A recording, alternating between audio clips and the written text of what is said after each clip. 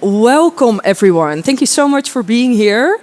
I'm very excited about this topic today, about the hotel and designer relationship, but we're really gonna dive into the different suites that they designed together and all the collaborators that were included. Yeah, I'm here together with Coen, founder of DDOCK. Yeah, they do a lot of different projects, but I think you will also explain a bit about yourself. And together with Mosanne from brand and marketing manager of L'Europe. Thank you for being here. And Coen, I will give the floor to you, explaining a bit about the project. Sure. All right. Welcome. Great turn up. My name is Coen van Dijck. I'm CEO and director of DDOCK in Amsterdam. Today we're going to be explaining a little bit about a journey which for us started in 2021. And as we all know that around March, April 2020 in the hospitality industry, something big hit us, not only in our professional lives, but also in our private lives when COVID hit, right?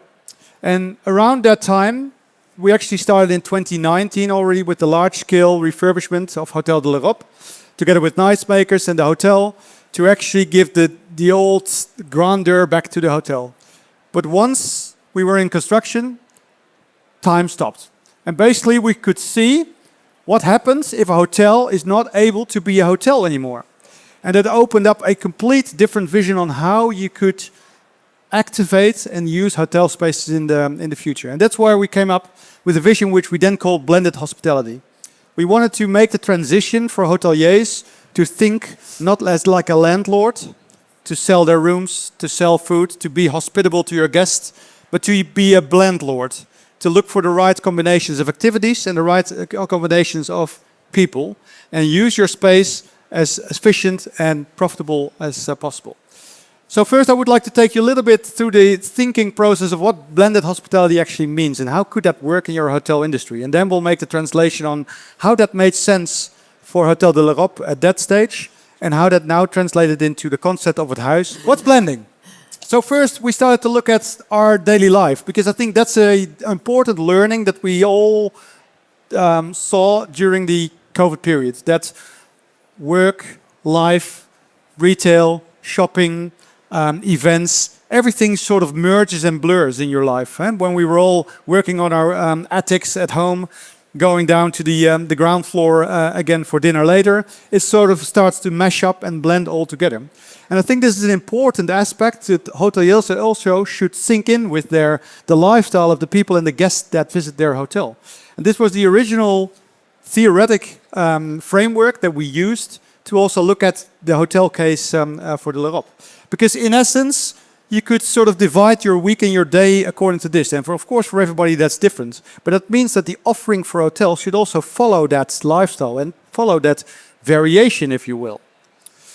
So if you look at the way you could then translate that to hotel buildings, you could say that in the past, a single use of hotel properties was used. We had hotels, we had F&B outlets, we had common areas, we had mice, and we all knew how to operate them on a RevPAR base to get the maximum efficiency and to sink into your brand experience that you would like to offer to your target audience. I think after, more the mixed-use properties were coming. So you were inviting different ecosystems in your hotel and offering different packages to your target audience, driven by a certain brand promise. And I think the overarching and next step is the blended use, to really think about time instead of space. So use the space over time instead of the space in a certain time to just book it for one single purpose. So the blended use of the environment. And the main theoretic background is to use the unused potential. And it has many different layers because the unused potential is for us also the most sustainable that we can be.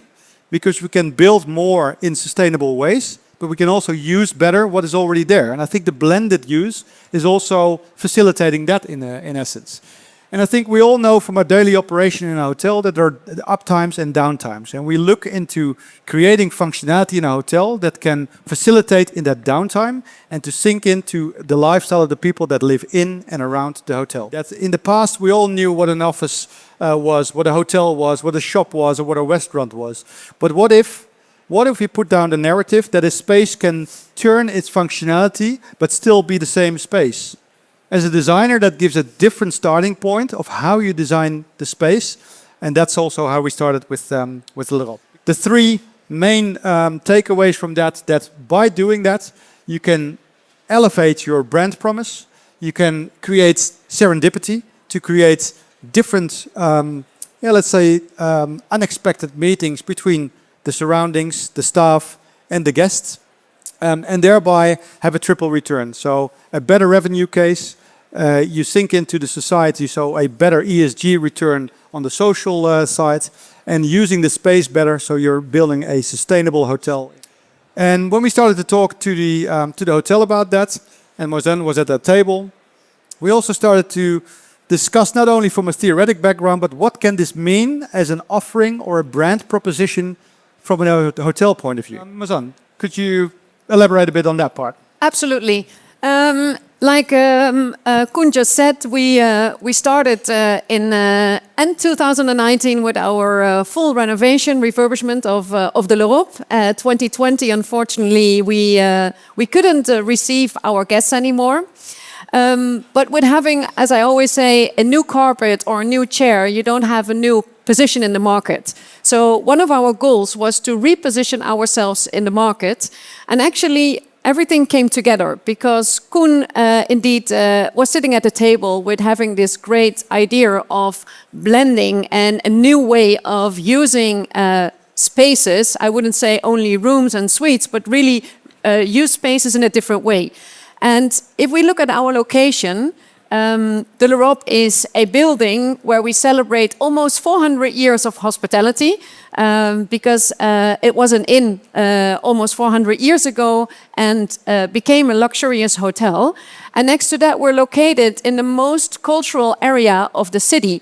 And having actually the idea of blending blending these concepts in a hotel made so much sense to us because, as we say ourselves, the L'Europe is a place where luxury hospitality and local culture generally live.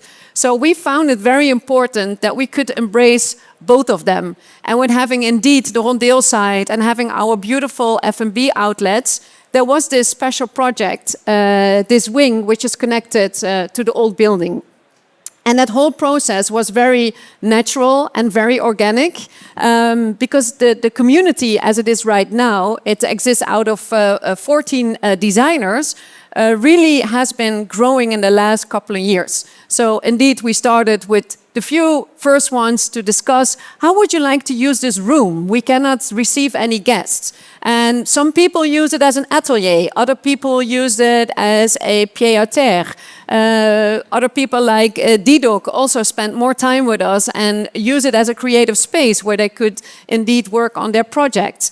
And that all together came as it is right now at Huys. And now we finally launched it in 2024. So it's also a period of time which you need to take for it to evolve it in the right way.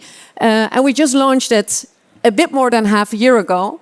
And super proud because we have the most beautiful, unique creatives of the city, designers who are part of the L'Europe. And I think that's the most genuine way to embrace our local culture as being a hotel. And as we say ourselves, the L'Europe is not a hotel, it's a destination where you find local culture, where you find beautiful hospitality. I think the part that you're saying by selecting those artists, that's a journey which is a special one. So if we talk about the relationship between a designer and a hotelier, this is also something which is the unknown part, because basically what we started to have is that we say, okay, we want to create this sort of ecosystem around from the local artists, the cultural sector, which also resonates with the target audience of the basic luxury offering that they have in the main part of the hotel.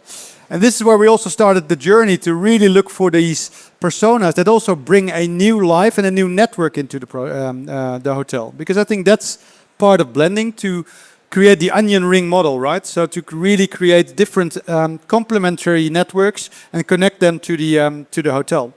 And that means that we're also not talking about the design so much, but we're talking about the brand and the people. Because in the end, bringing the people together is the main focus of het Huys. at Huys, home. We want to create a home destination out of it. So these were the early day collaborators where they either have an outlet on the ground floor or a suite which we started to design with them. We also did a campaign with these posters all the way in the beginning. You might have seen them on the abris in the bus stops at a certain stage to also communicate about this as a community and an ecosystem rather than, hey, we got a new design in our hotels. I think most people sitting here connected to hospitality or a hotel, That's maybe a good question. So who here is a designer, like an interior designer, architect? Okay, that's a lot. And who's an hotelier? That's less people, but it's also good. Like, okay, and the rest. Can somebody who is like didn't raise their hands? What are you? What do you do? Okay, concept developer for hospitality. Interesting. Good to know what the crowd is. Yeah. Oh, absolutely. And I think what is really interesting to see is that most hotels exist of rooms and F&B. That's, let's say, the two main pillars for having a hotel. And I think L'Europe took the risk to pioneer and to add a third pillar to that. And that third pillar is at Huys, which is something completely different than what we're used to in the hotel world. And what is so interesting about it is that you have a complete different audience in your property as well, because you have your locals that visit your bars and your restaurants, and you have your international guests that book your rooms. But having this third pillar and having these designers with their own networks, with their own creativity, with their own events, they bring in a complete new business and a complete new audience, and that makes it really, really interesting. And of course, you will ask later on some questions. How can you measure the success? Unfortunately, we cannot measure everything yet because, as I said, we launched it more than half a year ago. But we see already so much movement coming from at Huys. And sometimes it's not literally around the corner, but it's also, like I said, people who are connected to certain events in the city that bring it in the L'Europe. But yesterday we had a great conversation with an artist who has a big audience in Japan. And we had a guest from Japan staying with us for a week because of this artist. She would never ever have booked a room if he wasn't connected to that room. So you create this whole new environment and connections with different audiences, which makes it really, really interesting. So what's the outcome of this sort of venture? What's the outcome of that journey that we started with? Basically, currently we have 14 design suites with several artists with two main challenges or goals. So one is that the suite is not a design of DDOCK. It's a co-design with the artist. It's our job to curate and to mitigate between the vision of the artist, the identity of the artist, make a 4D design of his persona or his brand, but also make it a functional hotel which the L'Europe can also operate in that sense. But also we came in with the ingredients to not only say, hey, we're going to make a suite out of it, but we're going to make a space which is able to perform for different functions. So not only the overnight stay, but small-scale performances, doing business, private dinners, creating. The Ronald van de Kemp suite. And I think that touches directly also on where are the challenges in these projects. If you work with artists, and we all know it's not a straight line, but you just have to give that space to make it happen. And I think that's also the beauty of how we departed as the combination of us two, that we gave that space. We didn't know at the beginning where it would end. And I think that's where the beauty lies. If you just create that serendipity to move into that journey with the, let's say, the courage of it, then the end result will be there. So Ronald van de Kemp, obviously these are the images that we see of him in the fashion industry. These are the garments that that he creates. And for his suites, which is a double, a one-bedroom suite, we created two milestone moments. One is the atelier, where he also works and shares his inspiration, but also invites his client for a test fitting, but also thereby offers that to any guest or the ecosystem around for private dining or a business meeting, yet being closed off of the bedroom area. Well, to go into the visual areas, these are sort of the directions that we took it with him. Also with this sort of Skyworks of his artwork. It's a sort of an overlay work that he did with many different art pieces, sublayered and cut in his own shapes. And using all his fabrics that he sourced from Second Life collections from his previous garments and brought that back into to upholsteries, into fabrics, etc. And these are the two rooms. So this is the bedroom part with the artwork, with this heavenly bed right in the middle, and the atelier side on the other side, where he works during the day, invites the client, but also sells it to the ecosystem around.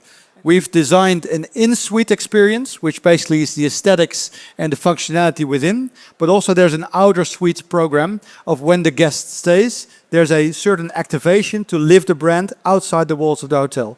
Anything you would like to say? Absolutely. If we talk about blending, I love the word, by the way. It's going to be the word of the day, blending. We also said if we're going to do this project, we also have to blend Amsterdam in our project, because we work with Amsterdam local designers. We're located in the city, and people visit us because they want to experience the L'Europe, but mostly they want to experience Amsterdam, right? And we all know that if you go to a city, you have your Lonely Planet, and you can do many cool things in a city. But how cool is it that you have access to a hidden gem where you would never, had the chance to go to, except if you know the right people? And that's what we actually did with the designers as well. So next to having the design in our suites, we also created an out-suite experience. So indeed, we've been talking now about the in-suite experience, but the out-suite experience means that these designers, these artists, they bring you to these hidden gems in the city. And if you would like to have an idea how that looks like, that could be a visit to the atelier of Bibi van der Velden. So you will meet her in person and she will connect with you. Her in-suite experience, for example, is that she will curate jewelry for you based on 5 questions she will ask you before your arrival. So when you arrive, you have the curated box of jewelry especially for you. And then, of course, she will invite you to visit her and meet her in her atelier. And if we talk about one of the most coolest experience, in my opinion, we also offer, is that we were very proud that the Van Gogh Museum asked us if they could participate in it Huys. And then probably you think, but where's the designer? Vincent van Gogh doesn't live anymore, it's a museum. But what we did, we agreed with the museum that this would be really a translation of Vincent van Gogh and his life while he was an artist. It's really focused on Rietveld, the bright colors, white and yellow, the colors that Vincent van Gogh used a lot. The bedroom is more darkish blue, where DDOCK created a beautiful wallpaper, dark blue, with the first sketches of the sunflowers. And then we have this in-suite experience. So once you book this room, we will ask our guests, what is your favorite art piece of Vincent van Gogh? And if you then choose, in this example, which you see now, the sunflowers, then we have, as we call it, museum editions of the sunflowers. So the wall you're looking at is empty.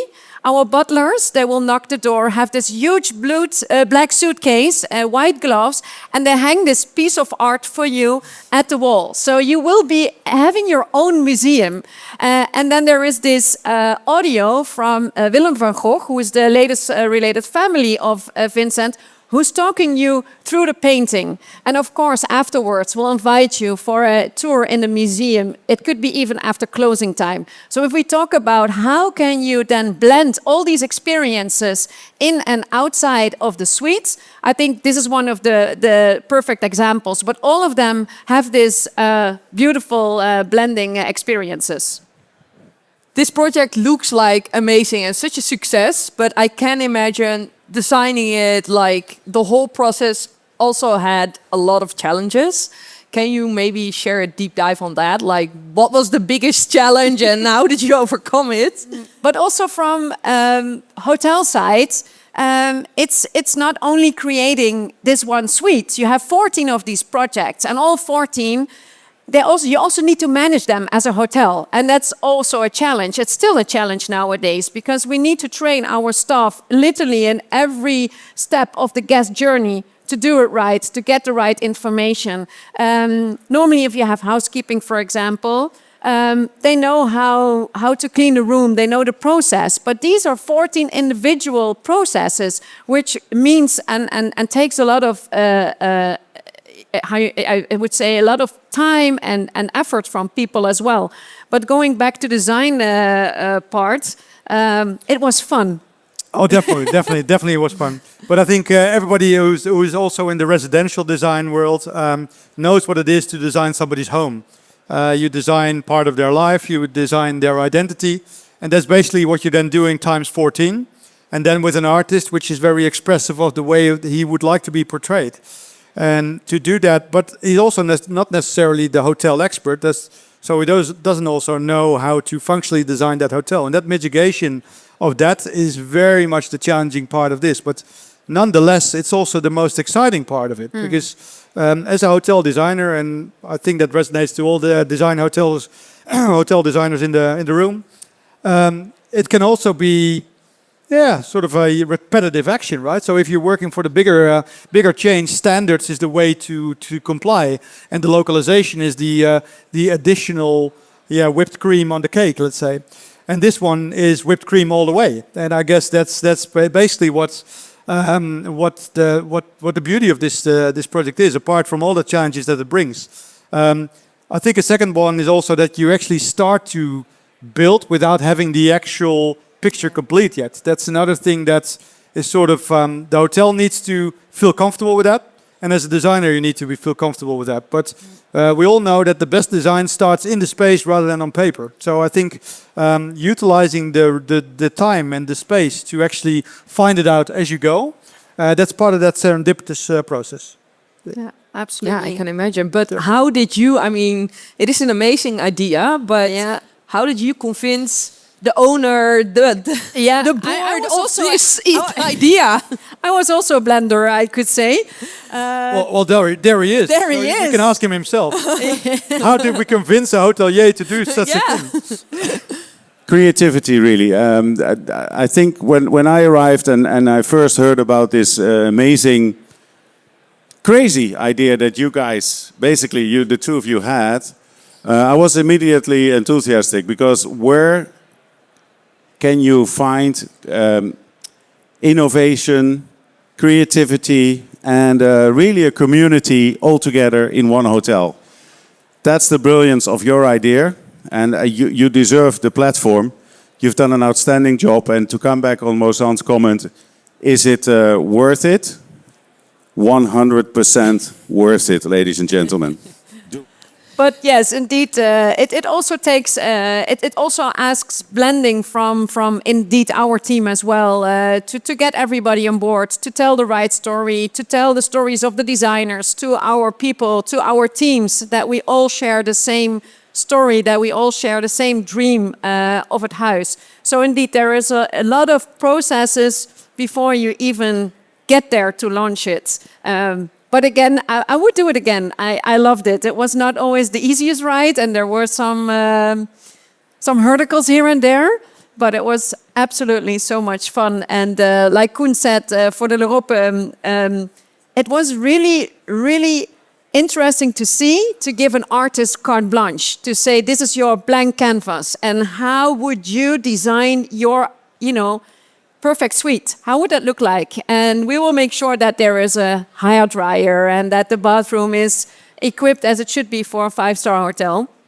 And indeed, as you can see yourself, the outcome of all these 14 suites is so different, and that's really because they had the stage to do their creativity together with DDOCK. But many times, actually, we took a 3-step approach. First, we just listened and got inspired of their stories, of their backgrounds, of their legacy. And then with that baggage, we translated that into a conceptual direction which resonated with the thing that we wanted to create as a hotel together, but also that echoed what they told us. And from there on, there was freedom again for them to change. I remember you told us in our meeting, like, for example, with the Sisters Janssen, it was like, oh, all these bold colors, and now it's also one of the rooms. Favorite rooms. Yeah. Yes, absolutely. I think indeed giving them the freedom to go bold and really to create their space I think that makes it Huys so special. And indeed, when we saw the first drawing, so actually I have to say, the first ideas of Sisters Janssen was literally, as we say in Dutch, een plakboek. So they had this huge book, and there were all these knipsels, all these cutouts of magazines were just in there, and on the front it said it had a picture, or it has, because we still have the book. It has a picture of Grace Jones. And Grace Jones inspired the two sisters to create this suite. And the theme about the suite was, "You cannot put me in a box." Well, that's something they certainly did. They didn't put themselves in a box. And I remember I went also to Robert Jan with this book, and I said, "This is going to be the next suite." And that's really how it started. And that is really amazing about this project. But the quality that you can achieve by doing it with artists and also doing it a lot yourself. So we also made a lot ourselves. We upcycled materials, we upcycled furniture, repainted that, and brought that back into the hotel room. There you can prove that circularity and uniqueness doesn't only have to come from money. Yeah, and also budget-wise, like what role did the artist play in creating the rooms? I know the Sisters Janssen were like painting walls themselves, so did they also have to pay a certain fee to be a part of it? I don't know if I can even ask this, but no, it was not the idea to let them pay a fee. No. But as I said, it's their world. So indeed, all the art you see in Sisters Janssen's suite, they created themselves, whether it was the painting on the wall or the beautiful, I think it's hair combs. Well, they have some beautiful art pieces. And this was also a collaboration of the whole family. So the mother makes the beautiful sculptures of the big mamas, as she calls them herself. I think we see one in the picture over there. So it's also a collaboration of the family, and it's their investment. But their investment was really by giving the art or personal belongings, which for them really fitted that suite, to the suite. So it was more of a donation of their own artworks and their own special things that really fit into the suite. That is indeed the investment from the artist in this one. And they can, of course, bring their people, which Yes. is also like really cool. So and their audience. So that's amazing. Absolutely. I think we can go on for hours, but I also really want to give you time to ask questions. So if you have a question, just raise your hand. Thank you. Hi, I was wondering, Coen, I think you mentioned that it was a big team effort. Yep. So I'm curious how many people were involved and what the time process was, and how, as a designer or as a firm, you can plan these hours, because it's kind of never been done. How do you plan this and still make money as a designer? I think where we came from, where we started, this theory of blendlord for us was also a challenge, in a case that we wanted to prove to the hotel industry, to show them different directions. And that means for a company like DDOCK, like a designer, which indeed, of course, is hourly driven, that there are two things important. One is to invest in innovation, which we did with this. So not look at hours spent only, but also the outcome and the proof of the case. That's one. And the second one is that I think a project like this with 14 suites is a huge inspiration for all the people that work within our studio. This is our own suite, actually. So basically our concept started with the yin-yang, basically creating two different worlds, but we wanted to strip the narrative a little bit of your sort of expected journey through a space, that you always have a bed and you always have a table to eat on. But we wanted to create two monoliths which can transform by indeed the service of the hotel to the functionality that it needs at that certain stage. And that's why we also created these journeys and these experiences within the suite, that it can merge functionality but still using those two monoliths, those two blocks. So one of them is indeed let's say a soft pillow, cushion, futon setting, and the other one is a hard table setting. But both can merge into different situations, meaning that the table can be a meeting setting, a dining setting, but it can also transform by using the futon into a massage room. Perfect. Yeah, I think this was a good thing to add. What is your question? These signature suites that people can rent, but also the artists, they also using it. How, I don't know the difference. Yep. What is the difference Wanna between take- artists using them and people are able to rent them? Yeah, no, that's a good question. So indeed, the rooms are bookable for our guests, but certainly the artists use these rooms. But actually, we have so many new audiences who use these rooms, and I think we had it in our conversation as well. I don't know, for the hoteliers in the room, RevPAR is very important. And nowadays, we speak more about RevPAM, which means revenue per average square meter. And with having a concept like at Huys and blending those suites in a hotel, you actually create spaces which you can use for different revenue streams. So now the suites indeed are booked by our guests, but also used by our house partners. Bibi van der Velde, for example, has her touch and try jewelry evenings, and then she even connects the suite next door, which is the Amsterdam Fashion Week, and she invites 20 people. We had, I believe 3 weeks ago, an event on both floors where we had this open door event. And in all the events, there were different brands, and these were beauty brands who were actually presenting themselves.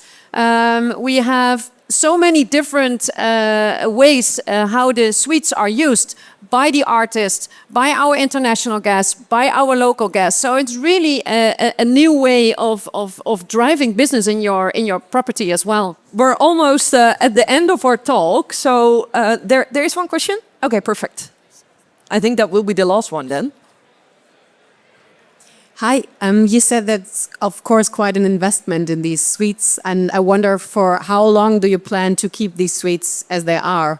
Or is there like a schedule where you say, okay, every X years you're redoing them? Because I guess, especially because they have such a unique identity, at one point you maybe also want to change this identity again.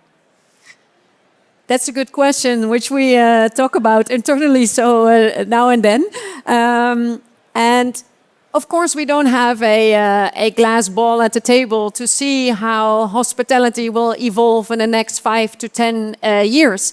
And maybe we have more houses and it becomes even bigger.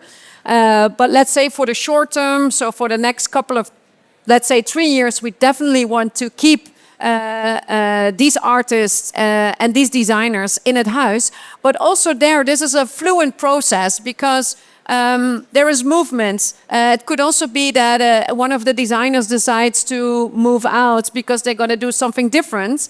And thank God we have already a waiting list of designers who would like to be part of that. Where do they sign up? Yeah. And also very interesting is that we now, because this process has been growing so organically, that we also have more criteria now. We've learned from the last couple of years that if there is movement within one of these suites, you know, how do we find the right new designer for that suite? But it's definitely something we would like to hold on for now, for sure. Maybe you guys have one last tip on, because we have a lot of designers in the room. If it is for a hotel, but also for other public spaces, like what questions do you have to ask yourself to really think about that multiple use of a space? Flexibility. So don't think in eternity. Think in change. Think in serendipitous happenings, and design everything that is changeable. Because I think we all recognize from our personal and professional lives that nowadays world is not unpredictable anymore. So changes are not happening in years, in months, in days. So I think design should follow that.